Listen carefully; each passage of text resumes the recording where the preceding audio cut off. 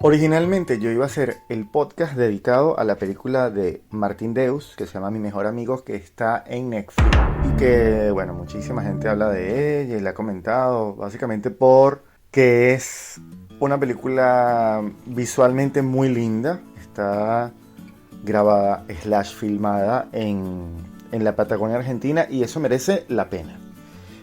Por eso creo que tiene mucho mérito la película, el cuidado de la estética visual y de la forma en que la fotografía incursiona en la película. Pero Martín Deus no pasa de ahí con un Lotauro Rodríguez que hace un papel bastante notorio. Lotauro ya nos tiene cautivados, de hecho aparece también en la filmografía de Marcos Berger, aparece en el Cazador. Y Angelo Spinetta, que bueno, con ese apellido sabemos de dónde viene.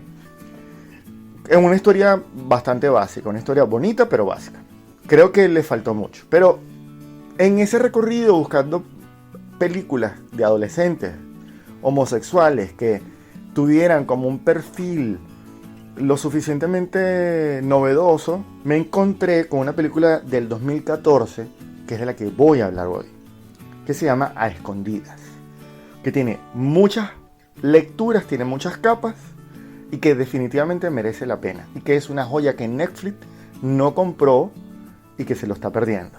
Y si tú tienes oportunidad de mirarla, búscala y no te la pierdas. Se llama A Escondidas, es de Miquel Rueda y hoy está aquí en Un Maricón de Películas.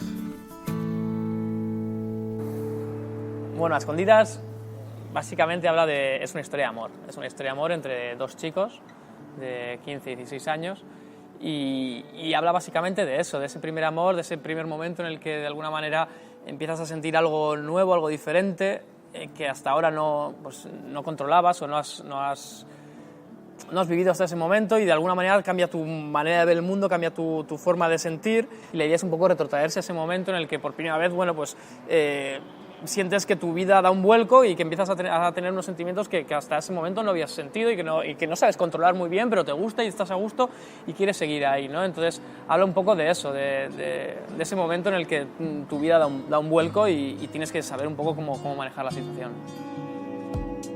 Si no vives en España, hay que ponerte en contexto. Bilbao queda al norte de España y es una ciudad que tiene muchos referentes porque, entre comillas, supuestamente es muy conservadora.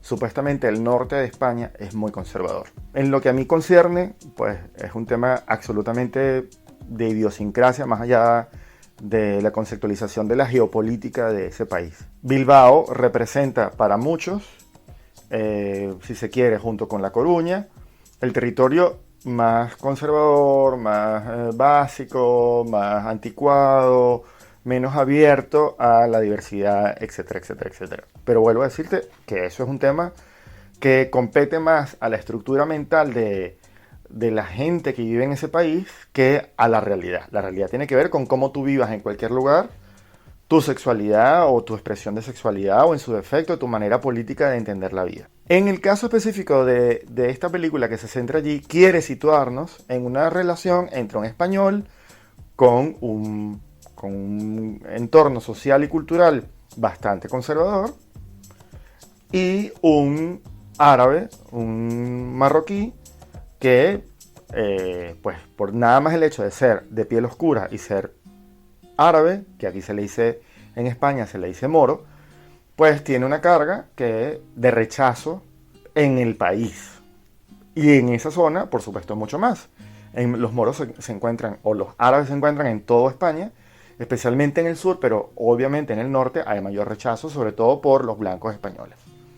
Entonces, partiendo de esa premisa, hay una historia entre dos personajes, uno que representa a todo ese abolengo y esa cultura y esa idiosincrasia, y a otro que representa a los MENA, que son los menores que viven en asilos o en albergues, que no tienen representación de sus padres ni de sus representantes y que están a la buena de Dios. Y que por lo general pues son víctimas de la trata de blancas, de la trata de la negociación que se hace por debajo de cuerdas con gente que tiene que ver con drogas, con la policía, etcétera, etcétera. Este es un mediano retrato sin mayores profundizaciones sobre un personaje que tiene esas características. Entonces se ponen en juego el español promedio o el español conservador promedio, muy de la mano. Si estuviéramos, esa película fue hecha en el 2014, si estuviera hecha, pues tuviera la bandera de Vox en el medio, si estuviera hecha en el día de hoy, en el 2021, y este morito, este árabe, este muchacho marroquí, que tiene además una carga emocional importante. De hecho, su tez oscura, más su particular manera de actuar, su masculinidad, es muy, muy, muy árabe. Esa conjunción, esos dos clichés, se juntan en una historia que también para mí es muy cliché, y yo siento que para la mayoría de los espectadores pudiera ser bastante cliché. No obstante, está tan bien contada, está tan bien armada, su guión, aunque es cinematográfico, parece televisivo, y sus diálogos, aunque son cinematográficos, incluso pudiera parecer televisivo, encuentra un camino hacia un desenlace realmente vitalizante, es aire fresco. Es una película que podemos ver desde la perspectiva cinematográfica y no nos molesta. Podemos verla desde el punto de vista queer y nos hace sentir que estamos viendo una película que sale del montón de esas películas adolescentes que además nos tiene acostumbrados en los últimos años, especialmente en la plataforma de Netflix, y que salta esa barrera y se convierte en un referente a la hora de conversar estos temas, a la hora de conversar el racismo, la vacuidad de la generación actual, la discrepancia social, la problemática que es básicamente de aquí de España, pero que pudiera suceder, o sea, se vuelve universal el tema de cómo juntar a la gente. Y siento que el valor agregado a esta película, que definitivamente el acento español pudiera diferenciar mucho en cuanto a la concepción de lo que uno tiene como cine latinoamericano o hispanoamericano, es porque hay una diversidad cultural. Mientras que si vemos, por ejemplo, El Retablo, que es una maravillosa película peruana, que también toca el tema de la homosexualidad, o las películas de Marcos Berger, o películas mexicanas, hay otro acento que definitivamente se parece más al hispanoamericano común y corriente, al inmigrante. Este es como muy centrado a lo español. Aún así es muy valioso su carácter político, su carácter de poner esa temática en la palestra. Creo que ese valor es, sin lugar a dudas, lo más importante de todo el filme. Ahora voy a hablar de la dirección, pero antes quiero que escuches a su director. Quería que ese viaje que sufren los protagonistas lo sufriesen también de alguna manera los espectadores que estaban sentados en su butaca, ¿no? Y por eso el montaje de la película da saltos adelante y atrás en el tiempo. La idea es un poco transmitir esa sensación de estar perdido, ¿no? Al principio la película da golpes fuertes de adelante y atrás, al principio les ves juntos, luego separados, no sabes muy bien qué es lo que está pasando, y poco a poco, a medida que los dos protagonistas empiezan a entender lo que les pasa y emocionalmente empiezan a estar a gusto con sus sentimientos, y todo ese estado de pérdida que has sufrido a lo largo del principio de la película, empiezas a entenderlo, y la sensación de estoy comprendiendo lo que me está pasando, lo que les está pasando, es reconfortante, y al final el viaje lo sufre tanto los personajes como el propio espectador. Joder, menudo panorama, chaval. Lo que no conocemos, lo que no controlamos, lo que no sabemos muy bien lo que es, lo rechazamos. Vamos, encima de ser ahora un pringo es un puto moro de almohadas. Y encima con un puto moro. Que este tío te puede pegar cualquier cosa. Cuando los protagonistas son chavales de una edad más temprana, de chavales de menos de 18 años, de chavales de 13, 14, 15 años, la gente ya empieza a revolverse en el asiento, ya no está tan a gusto con la conversación. Si ya es mi hijo de 13 años al que le gusta otro chico, el tabú ese sigue estando, al hablar de eso sigue estando, desgraciadamente, ¿no? Entonces, me parece que es importante que una película como esta hable de esto, que los chavales vean que no pasa nada por sentirse atraído por una persona de tu mismo sexo y vivirlo con naturalidad. Ok, En términos concretos, yo creo que la dirección no es la mejor. No es una dirección que se subyugue a la trama.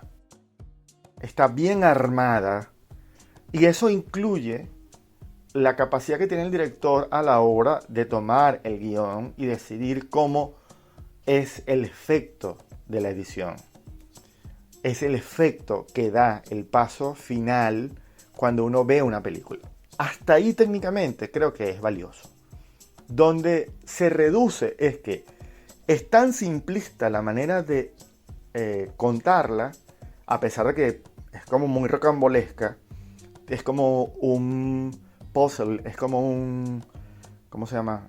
Sí, bueno, como un puzzle, pues como un rompecabezas en tiempos y espacios, que termina perdiendo la esencia, la maravillosa esencia y la maravillosa forma que puede tener la película. ¿Qué es valor agregado? Sí, es un valor agregado, pero que también se subyuga al hecho de que está mal dirigida. O sea, está mal dirigida porque tú sientes que los actores pudieran haber sido explotados más, porque son buenos chicos, son buenos muchachos que hacen una buena película y la camaradería se siente en todos lados. Todos los actores suman y suman y suman, por más jóvenes que sean o por más experiencia que tengan, suman al ambiente de la película. Pero para mí la dirección, a pesar de que es la que le da la forma y la vuelta al guión y que nos complace verla, también se le ven las costuras, se ven los hilos a este director, que ya es un director hoy en día, después del 2014 al 2021, es un director ya consagrado. De hecho interviene poderosamente en la serie de A3 Media que se llama Veneno, que le ha dado la vuelta al mundo y él está ahí. Él es uno de los principales hacedores de esa magnífica serie de televisión, que definitivamente, vuelvo a decir como lo dije un día en público, creo que merece un podcast especial a la hora de que yo vaya a empezar a hablar de series. Pero definitivamente Netflix está perdiendo la oportunidad que esta película, que a escondidas, esté en su catálogo. Yo creo que es súper valiosa, sobre todo para ese público, y si tú no la has visto, no te la pierdas, búscala donde sea.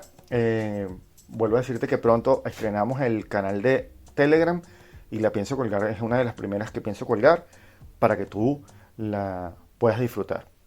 Gracias una vez más por haber escuchado este podcast. Un maricón de películas quiere seguir trayéndote lo que tú quieras, lo que tú te gustaría que yo reflexionara, a lo que yo analizara. Pues escríbeme a través de las redes sociales. Entra en mi página web de Facebook, que también recién la lanzamos y ha sido, gracias a ustedes, un gran éxito. Estar por ahí, .experiencias en Facebook. Gracias, mil gracias. No me canso de decirlo en donde quiera que puedo decirlo, en cualquiera de mis redes, porque si no fuera por ese apoyo, esto no estuviera dándose.